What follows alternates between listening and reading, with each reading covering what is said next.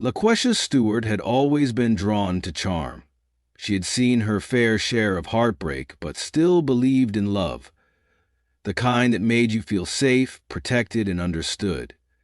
When she met Robert Fisher, she thought she had found exactly that. He was charismatic, sweet, and had a way of making her laugh even on her worst days. He seemed different from the others, someone she could finally trust. Robert, in turn, found her beautiful and vibrant.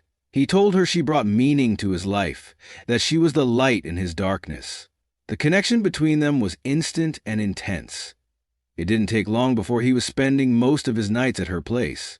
In just a week, she had invited him over for the first time, and shortly after, he had slipped comfortably into the role of her boyfriend.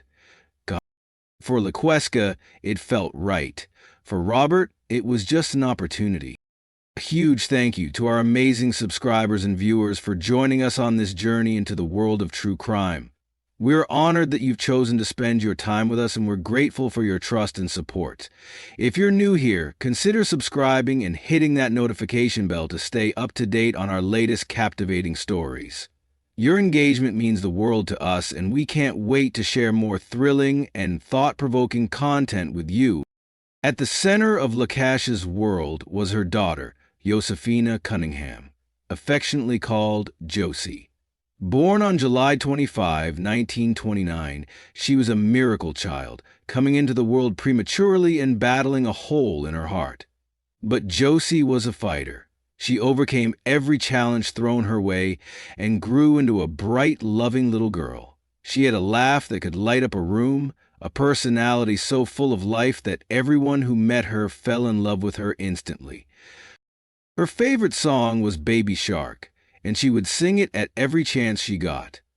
Her big brother, Jaquan Stewart, remembered how she would giggle endlessly while dancing to it, spinning around in circles until she fell to the ground in exhaustion. At daycare, she had a habit of lining up her baby dolls and playing teacher, reading to them and pretending to feed them. Josie wanted to be a firefighter when she grew up. She had her entire life ahead of her. But all of that was stolen in a single night. It was July 6, 2023 a typical summer night. LaQuesha had planned a short trip to Walmart. Nothing major, just a few household items. Robert had offered to stay back and watch Josie, and why wouldn't she trust him? He was her boyfriend, someone she had grown close to, someone she believed cared for her and her child. She had no way of knowing what was about to happen. When she returned home around 8 p.m., everything seemed normal. Josie was fast asleep, curled up in her bed, her tiny frame snug beneath a soft pink blanket. LaQuesha peeked in, as she always did, brushing a gentle hand over her daughter's hair. Satisfied that all was well, she took her medication, blew Robert a kiss from across the room, and got into bed. Hours passed. At some point in the night, LaQuesha stirred. She reached out, expecting to feel Robert beside her, his warmth reassuring her in the darkness. But the space next to her was empty. Her brows furrowed. She pushed off the covers, stepping onto the cool wooden floor, and walked toward the living room. There, on the couch, she found him, stark naked. He was scrolling through his phone, his face illuminated by the dim light of the screen. Something about the sight made her stomach twist, but she wasn't one to pry. She had always been the type to let things go, to trust that the people she cared about wouldn't betray her. Without a word, she grabbed a nearby towel and draped it over him, shaking her head as she made her way back to bed. She had no idea what had just happened. She had no idea her entire world had already been destroyed. The next morning, LaQuesha woke up expecting a normal day, but as she made her way to Josie's room, something didn't feel right. The air was too still, too quiet. She hesitated at the doorway before pushing it open. Josie was lying there, just as she had been the night before, the blanket still covering her small body. But something was wrong, terribly wrong. Her skin looked off, pale, too lifeless, and there was a strange smell in the air, something that sent alarm bells ringing in LaQuesha's head. "Josie?" she called out, stepping closer. She reached for her daughter's hand. Cold. Ice cold. Her breath hitched. No, she whispered, shaking her head as panic started to take hold. No, no, no! She pulled the blanket back. What she saw made her scream. Josie's once beautiful, glowing face was barely recognizable. Her skin had been scrubbed so hard that patches of it had changed color. Her lips, once rosy and full of laughter, were dry and cracked. Lakeisha staggered back, her heart hammering against her ribs. She turned, her eyes wide with horror, and ran back into the living room. Robert was sitting there, calm. Too calm. "What happened?" she screamed. "What did you do to her?" He didn't answer. He didn't have to. She saw it in his eyes. The police arrived within minutes of her frantic 911 call. Robert was arrested on the spot, but his expression remained eerily blank. Even as he was placed in handcuffs, he showed no sign of remorse. The details of what he had done were too sickening to repeat. He had violated the trust not only of Lakeisha, but of an innocent child who had seen him as family. And when it was over, he had tried to cover it up, scrubbing her little face raw in a twisted attempt to erase the evidence. The trial was swift but agonizing. Robert initially pleaded not guilty, but as the evidence mounted, he took a plea deal, accepting 20 years to life in prison. Josefina's family wanted the death penalty. They wanted the world to know what kind of monster he truly was. Jaquan Stewart, Josie's older brother, voiced what everyone was thinking. "I want him to pay for what he did," he told reporters, his voice thick with grief. "People like him shouldn't be allowed to walk this earth." But justice, it seemed, had its own plans. Just a few months after his sentencing, Robert Fisher was found dead in his prison cell at Elmira Correctional Facility. The circumstances surrounding his death were unclear, and the Department of Corrections refused to comment. For many, it felt like divine intervention. Rensselaer Police Chief Warren Famiglietti addressed the news carefully, acknowledging the widespread relief in the community. "I hope that all people affected by this horrific crime can now begin the next step of the healing process," he said. But healing wouldn't come easy. Lakeisha would forever live with the guilt of trusting a man who turned out to be a monster. Jaquan would always remember the sister he'd lost. And the world would never get to see the little girl who had once dreamed of being a firefighter, who loved Baby Shark, who had a smile that could brighten even the darkest days. Josefina Cunningham's life was stolen in the most brutal way imaginable. So what happened on the night before her death? Let's make use of a little flashback technique. Follow the progression of events and subscribe to our channel as well. It was a typical morning on July 7th, 2023, when Lakeisha went to wake up her 3-year-old daughter, Josefina. But as she entered her room, she was met with a sight that would haunt her forever. Josefina lay lifeless in her bed, unresponsive to her mother's frantic taps and calls. Lakeisha's world came crashing down as she realized her daughter was gone. She panicked and immediately called emergency services, her voice shaking with desperation.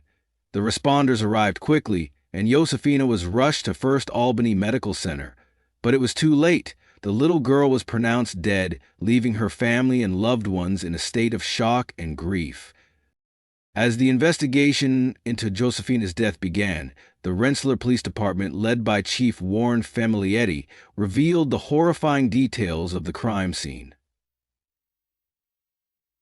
When our initial responders arrived at the scene and made contact with Josefina, she was described as being laid in bed, on her back, with her hand folded across her torso as if she was staged, Chief Famiglietti said in a media statement.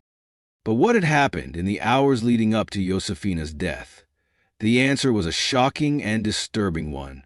Robert Fisher, Lakeisha's boyfriend, had crushed some of her medication and given it to Josefina in a cup. The drugs, including alprazolam and olanzapine, were meant to render the little girl unconscious, and Robert took advantage of her vulnerable state to commit a heinous crime. In the middle of the night, Robert had crept out of bed and into Josefina's room, where he brutally assaulted her. After the attack, he tried to cover his tracks by using Clorox wipes to clean her body and erase any evidence of his crime. But his attempts to mislead the detectives were in vain. The wipes had left blue spots on Josefina's face, and her body was covered in blood. She was also foaming from the mouth, a sign of the extreme pain and trauma she had endured. As the investigation continued, Robert's interference with the crime scene led to him being charged with obstruction of justice. But it wasn't long before the true extent of his crimes was revealed, and he was charged with rape and murder. The discovery of bloody baby shark sheets, Robert's underwear covered in blood, and countless towels soaked in Josefina's blood only added to the horror of the crime. The hospital's examination of Josefina's body revealed that she had died from a combination of sexual assault and acute intoxication from the drugs Robert had given her.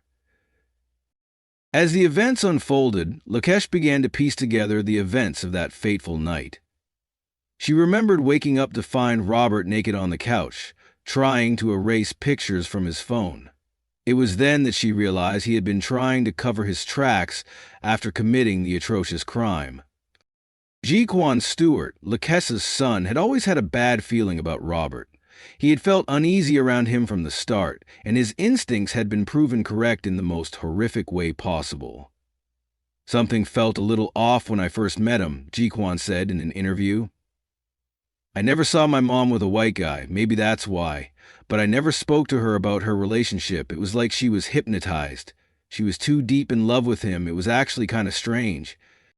After Josefina's death, Jaquan's unease about Robert grew when he discovered Robert's association with a known sex offender. It all started when whispers about his dark past began to circulate, but nothing could have prepared people for what was to come. The horrifying case of little Josefina Cunningham, a 3-year-old whose life was brutally cut short, shattered the town's sense of security. Fisher had no previous convictions related to sexual crimes, but the way he carried out this heinous act led investigators to believe that this wasn't his first time, just the first time he had been caught. As the case unfolded, a woman named Marianne Moses stepped forward with a disturbing account. Back in 2021, she had given Fisher a place to stay after he was released on parole for attempted burglary. She believed he was trying to turn his life around. But soon she noticed something unsettling: his behavior around the children in her care. One particular moment still haunted her: the way he tried to corner one of the kids. Alarmed, she had him removed from her home immediately and called the police. Though he hadn't been charged with any sex offenses at the time, she had a gut feeling that something about him was deeply wrong.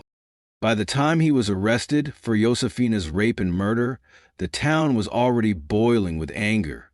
When the case went to court, Fisher initially pleaded not guilty, but as the trial date loomed closer, he made a shocking decision. He took a plea deal. Instead of facing the agony of a trial where every horrific detail would be laid bare, he accepted a sentence of 20 years to life. The courtroom was tense as Assistant District Attorney Antonia Edwards delivered a scathing condemnation of Fisher's crimes. She painted a haunting picture of what he had done, making it clear that he was a danger to society. Judge Deborah Young echoed the sentiment, calling him a threat and urging future parole boards to think twice before ever considering his release. For Josefina's family, the sentence wasn't enough. They wanted the death penalty. They wanted the world to see the full extent of Fisher's crimes, to understand how predators like him manipulated trust. Josefina's older brother, Jiquan Stewart, didn't hold back in his interview with the press. "I want him to pay for what he did," he said with raw emotion. "People who commit these crimes need the death penalty." But despite their anger and pain, the family remained united. Jiquan made it clear that he did not blame his mother for what had happened to Josefina. Then, just as people were beginning to process the outcome of the case, another shocking twist came. Only a few months after his sentencing, on October 22, 2024, Robert Fisher was found dead at Elmira Correctional Facility. He had been behind bars for barely a month. The circumstances of his death were unclear, and the Department of Corrections refused to give any details, referring inquiries to the county medical examiner. News of his death spread quickly, and while many in the community expressed relief, even joy, Rensselaer Police Chief Warren Famiglietti took a measured approach. In a Facebook post, he acknowledged the emotions running high, but chose instead to focus on the dedication of those who had worked tirelessly to bring justice to Josefina. His final words were simple but powerful. I hope that all people affected by this horrific crime can now begin the next step of the healing process. And so, Robert Fisher's story came to an abrupt and mysterious end. But for Josefina's family, for the community, and for all those who had followed the case, the scars. The tragedy of Josefina's death would stay with her family and loved ones forever, a painful reminder of the evil that existed in the world. But as they navigated the darkest of times, they found strength in their love for each other and their determination to seek justice for the little girl who had been taken from them far too soon. I'm sure you loved this great piece of storytelling. Thank you for tuning in. If you'd like to stay up to date on more breaking news, compelling stories, and thought-provoking updates, please consider subscribing to our channel. Don't forget to hit the notification bell to ensure you never miss a new video.